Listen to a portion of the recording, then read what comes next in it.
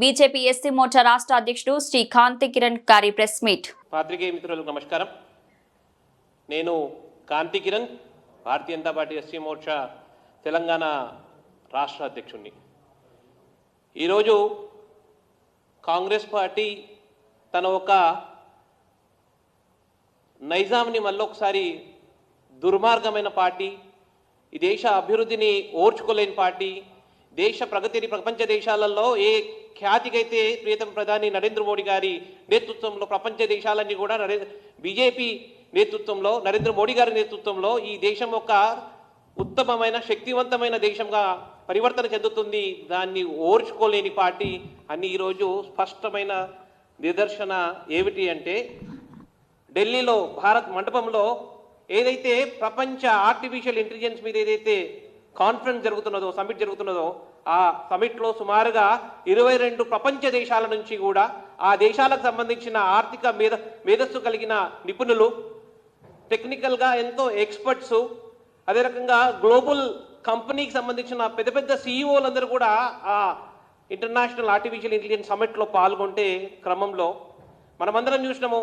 ప్రపంచ దేశాలలో ఆ సమిట్ ఏ రకంగా అయితే ఈ దేశం భారతదేశం నిర్వహిస్తున్నదో నరేంద్ర మోడీ గారి నేతృత్వంలో ప్రపంచ దేశాలకు సంబంధించిన శక్తివంతమైన దేశం ఫ్రాన్స్ సంబంధించిన దేశాధిపతి ఇమాన్యుయల్ కూడా స్పష్టంగా వారు అనడం జరిగింది.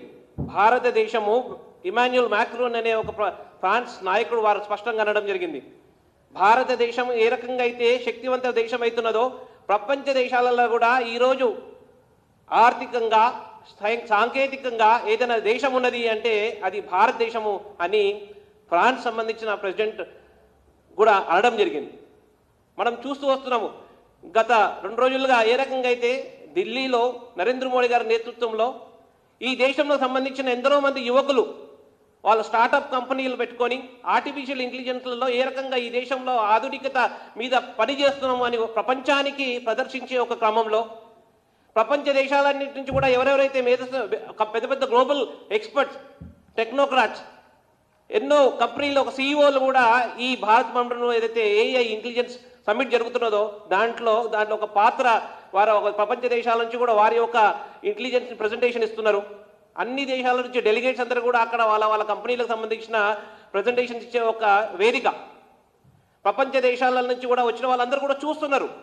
ఆ డెలిగేట్స్ అందరూ కూడా ఏ రకంగా అయితే భారతదేశంలో ఈ ఏఐ ఆర్టిఫిషియల్ ఇంటెలిజెన్స్ మీద పనిచేస్తూ వస్తున్నది, ప్రపంచ దేశాలకు రాబోయే రోజులలో భారతదేశం నుంచి మేధాశక్తి ఆర్టిఫిషియల్ ఇంటెలిజెన్స్ వల్ల ఆదర్శంగా తీసుకొని ప్రపంచ దేశాలు అన్నింటినీ కూడా భారతదేశం లీడ్ చేసే క్రమంలో భారతదేశం ఒక స్థాయికి వచ్చింది.